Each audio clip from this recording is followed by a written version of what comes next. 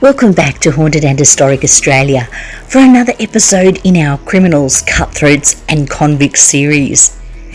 In this episode, we are at part 3 of Mr. Sin, the King of the Cross, Abe Saffron, and his reign ends. Just to quickly recap, in part 1, we see Abe as a young boy, smart and eager, turns into an equally smart and driven young man, acquiring businesses in an effort to build an empire. In part 2, we saw Abe transform from that eager young man to a ruthless tyrant who takes what he wants, and he's lost all moral judgment, most likely involved in the murder, kidnappings, and setting alight to residents' homes in Victoria Street in 1975. But Abe, although he may have been questioned by police, has nothing stick to him and has no doubt lost no sleep over it. He doesn't just have no care for strangers being killed in fires.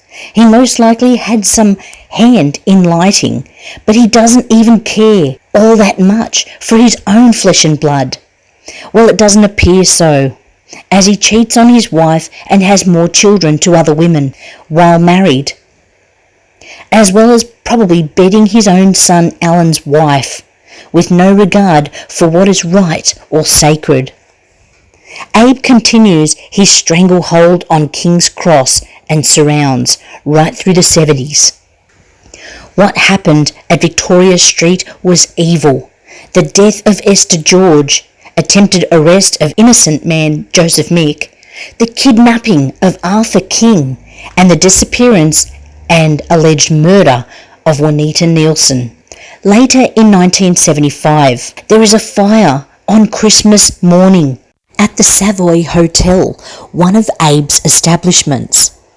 Now it is said that a man by the name of Reginald John Little, and apparently disgruntled after a bad evening, decided that he would light newspapers in the foyer where he was actually residing at the Savoy Hotel, and quickly went up to bed while the papers ignited and started to burn the hotel. He was a petty thief and arsonist, which may have made him an easy target for Abe Saffron and his goons. Perhaps he was put up to it, paid a large amount of money. Either way, Little couldn't stay away.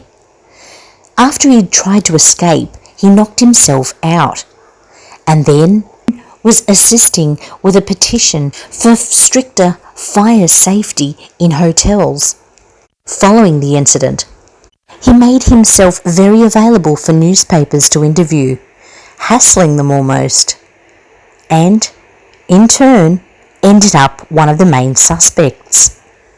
Sadly, the fire killed 15 people, residents of the hotel. 25 others were injured trying to escape.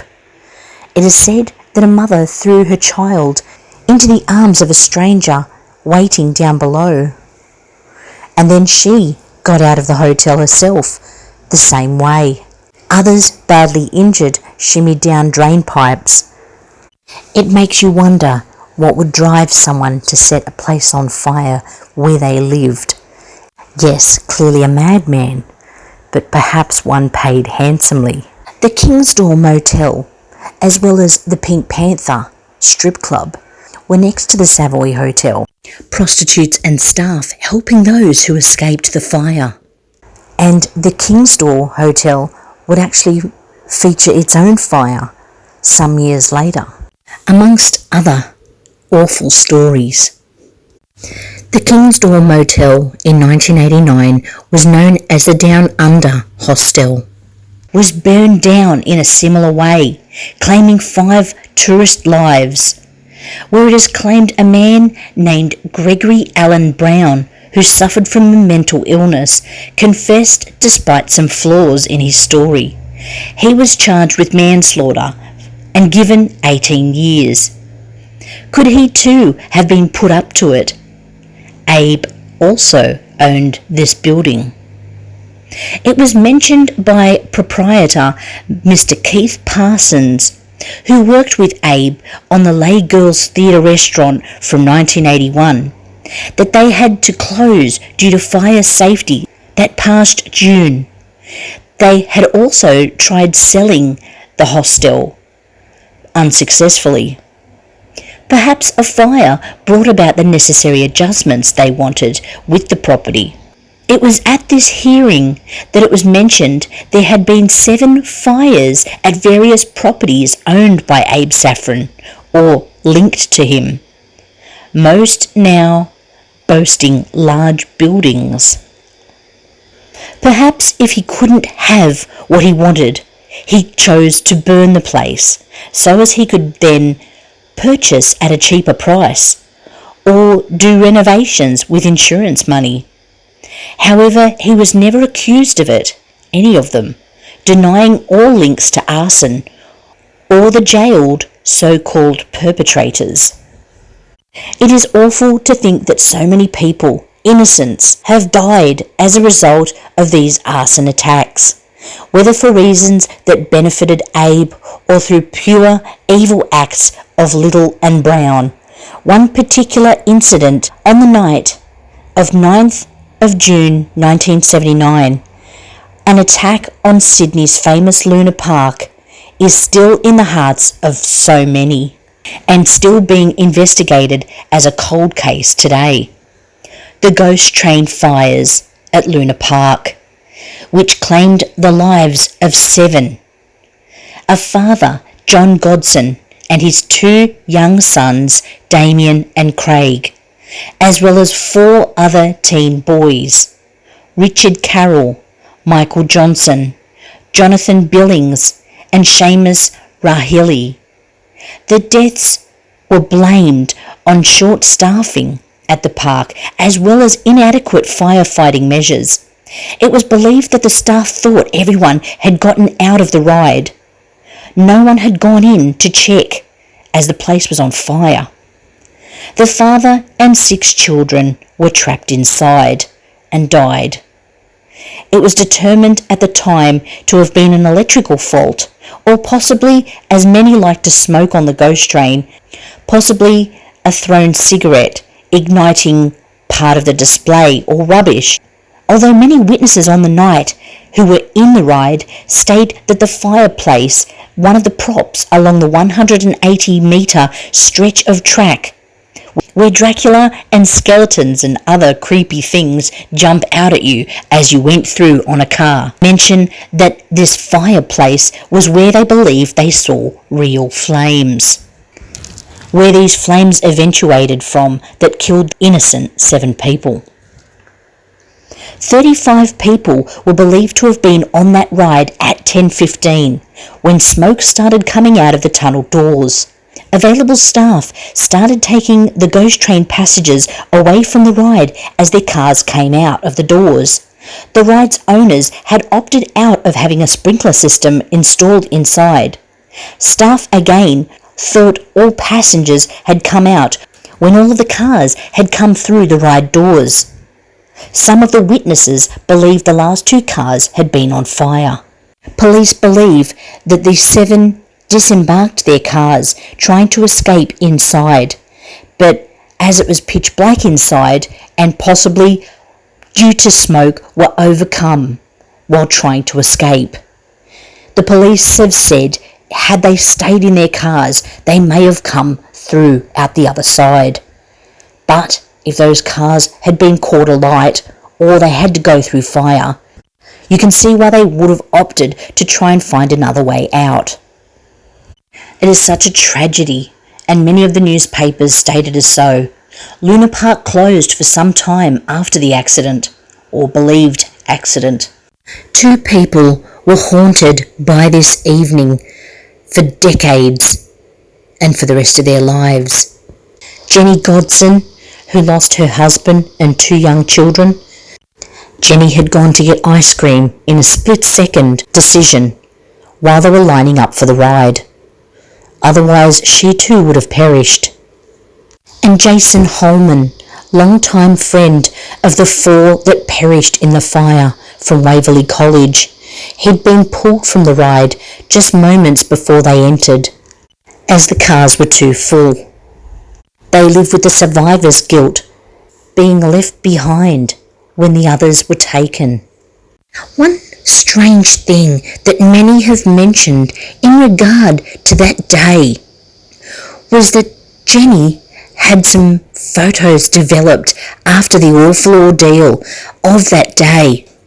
And one of the last photos that was taken was one of her children standing next to a man dressed in an evil outfit, looking much like a demon. Investigations later on stated that Luna Park had nobody dressed as a character such as this. Was it simply someone just dressed up, being at the park in a strange outfit? Or was it an omen, something more sinister? Many have commented that they believed Abe Saffron hired members of a bikie gang to set the fire that started the ghost train blaze. A tree and a bench were installed in 1995 as a memorial to the 7 lives lost, listing them on an antique bench. However, after redevelopment in 2003 to see the park reopen, the bench and the tree were lost. In 2004, a plaque was placed on an external wall of the Big Top that lists the names of the 7 that were lost on that night in 1979. The case is still open, with a reward to any new information. Now, Abe was involved in the Luna Park site. A few years previously, he tried to purchase the land as it was Crown land. It was the perfect spot for him, right on the harbour water, right at the base of the bridge. Who wouldn't want that land? And what lengths would someone like Abe Saffron go in order to get it? There have been many theories as to why Abe never took the land after the fire. Obviously, because lives were lost. And many don't believe that was the intent at all. They just wanted a fire so as that they would shut the park down. They didn't expect such great loss of life. The only way that Abe was linked to the park was that he supplied some of the pinball machines and arcade games under his companies. Abe Saffron lived pretty well into his old age. However, he finally came unstuck when he was found guilty of tax evasion in November of 1987. He had had protection up until now. The old political allies and police commissioners, as well as High Court judges, that Abe had had in his pocket were long gone, and some dead. Abe was investigated by the National Crime Authority and the Australian Taxation Office. The nail in the coffin really came from his former associate and club manager, James Anderson, who stood to testify that the clubs had 2 sets of books, one that had correct figures, known as the black books, and the other the white books that had fabricated figures used to evade tax by falsifying income for the clubs. Despite appeals, Abe Saffron was jailed for 27 months. Unanimously dismissed. It's estimated that more than $1 million of tax was evaded in a 5-year period alone. During 1988 to 1990, the papers enjoyed putting him in the headlines, and despite Abe trying to sue the Sydney Morning Herald for defamation, he lost this case. Abe was still known as Mr. Sin right up until his death. Although in retirement he lived in Potts Point, enjoying his wealth. He lost Doreen in 1999, but had a mistress, Teresa, for his final years, as well as children and grandchildren with whom he shared his time. Considering he was known as somewhat of an evil character, he prospered right up until his death in 2006, aged 86. I would say he was quite happy in his last years, living the high life right to the end. with many properties and wealth to pass on to his family. But even in Abe's death, there were dramas. Many attended his funeral, including past associates such as Wayne Martin and his family. It was quite the event. Love him or hate him, he had friends. But after his will was read, there were some oddities, in that his son Alan only received $500,000. The remainder of Abe's possible 30 to 140 million estate was divided amongst others, which included 1 million to each of Alan's 5 children, his mistress at the end, Teresa, who would receive $1,000 a week for the rest of her life, as well as their apartments that they'd shared in Surrey Hills, Elizabeth Bay and Gold Coast. His daughter Melissa, that he had with Mistress Rita decades before, would also have $1,000 a week paid to her for the rest of her life, as well as apartments in Central Park and Elizabeth Bay. $10 million was issued to charities. Needless to say, Alan wasn't thrilled, but the clause of Abe's will stated if Alan challenged the will, he would get nothing. Apparently Abe believed he had already got enough throughout his life, and that there was Adam as well, who had to fight to be part of the will when it was found after Abe's death that he'd fathered yet another son. Well, what a shit show. We've seen how the A-Team fell from grace, when, Stan Smith may have had a slight reprieve at the end, but Abe didn't really suffer. I think that's why so many are bitter toward him still. In 2007, a year after his death, Abe Saffron's niece came forward, an Anne Buckingham, and she stated to the Sydney Morning Herald in an interview that was recorded that she believed her uncle Abe had lit the fire, or at least had someone light the fire that caused that awful Luna Park ghost train fire. However, she withdrew this and tried to get the interview from being published, but Sydney Morning Herald had recorded it, so they published it anyway. When this came out, the community was appalled as to why Abe hadn't been locked up for it. But there'd been no proof, no hard proof. And still to this day, there isn't enough to go on. But they have a reward that's still open if anyone has proof of any kind that could have set the record straight once and for all. Now, Alan had a bit of a strange life too. In 2010, Alan opens a burger kitchen in Los Angeles. However, he uses $250,000 of his son's inheritance. He finds himself on Kitchen Nightmares with Gordon Ramsay, and all of it is spilled into the public, showing the real drama that unfolds in the Saffron family, now between Alan and son Daniel. Things are strained in this relationship. It is not clear whether Daniel actually gets the money back, but stays involved in the restaurant to try and recoup some of the money that he's been forced to invest. Hear me, wizards and demons and serpents of sin, for your dastardly doings are wrought. For a knight in white armour will strike from within. God, I don't know the rest of it. And it's all. I am my Don Quixote, the man of La Mancha. My destiny calls and I know. And the wild winds of fortune will carry you forward, whither or whether they blow. Whither or whether they blow. Alan's health fails, and in 2020 he has a heart attack, 10 years after he opened the business. It is believed that Alan had documents regarding his father's involvement in corruption as well as Luna Park, and that after Alan died, this information would come to light. In 2021, there was a documentary called Exposed about Luna Park and Abe's involvement. Now Abe and Alan are long gone. Police were apparently given important documents about Abe by Alan, but nothing has really been done. And what could be done?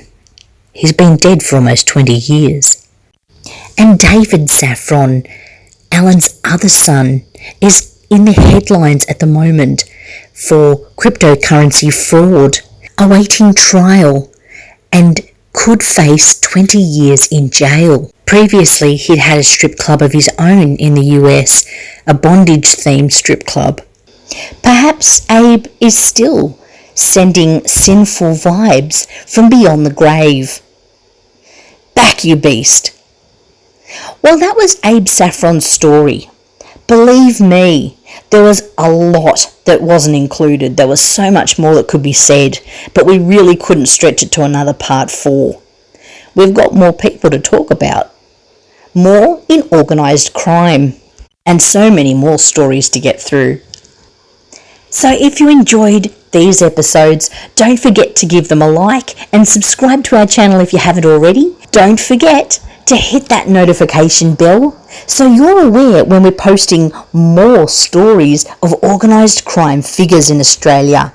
One story we have shortly is about an Aussie crime boss known as the Prince. So stay tuned to find out more.